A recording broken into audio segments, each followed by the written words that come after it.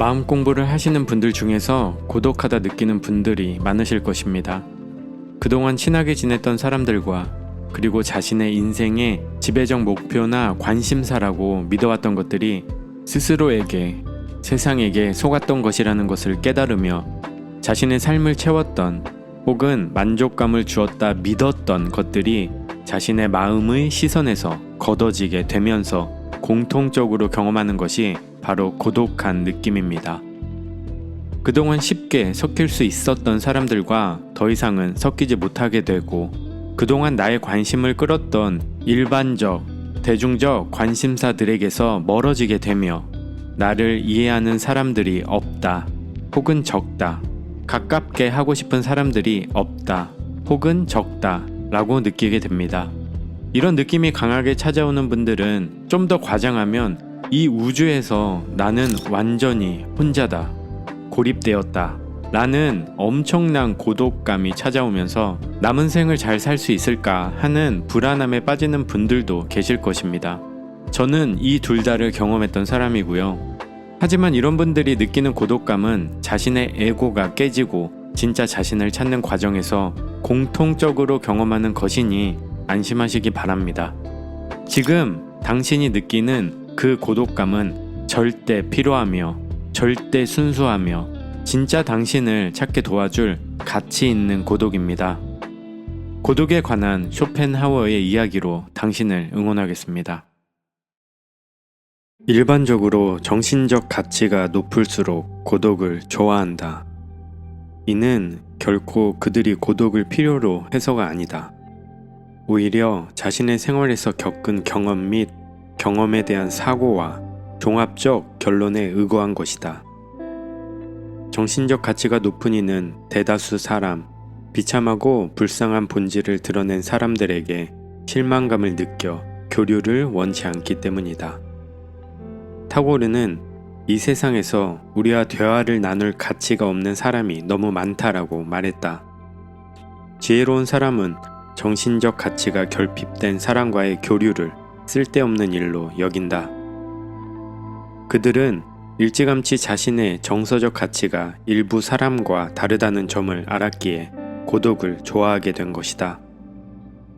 이들에게서 고독을 향한 갈망이 나타난 시점은 정신적 가치가 결핍된 사람들과 신체적으로 분리되기 시작하면서부터다. 고독은 창작의 자극제가 될 수 있다. 특수한 재능을 지닌 사람은 많든 적든 고독감을 느낀다. 고독 속에서 당신의 마음에 자양분을 주고 자신만의 가치로 자신의 고독을 해소해보자. 더 이상 고독이 홍수나 맹수처럼 느껴지지 않을 것이며 오히려 대단히 자연스러운 일로 다가올 것이다. 탁월한 정신세계를 지닌 사람은 자신의 가치를 확신함으로 타인과 사귀기 위한 타협을 하지 않는다. 이 세상에서 정말로 가치 있는 것은 절대 사람들로부터 주목받지 못한다. 남들의 주목을 받는 것은 주로 가치가 결핍된 것이다. 가치를 지닌 사람은 일반적으로 은둔을 좋아한다. 게다가 이들은 어느 정도 자신의 욕구를 줄이면서도 자신의 자유를 최대한으로 확대할 수 있다. 우리는 모든 걸 자기 힘으로 해야 한다고 말한다.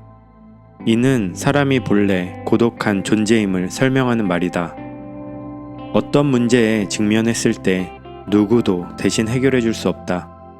오로지 혼자서 해결해야 한다. 고독은 줄곧 있어 왔다. 그런데 일부 사람은 기분이 우울할 때에만 고독을 느낀다.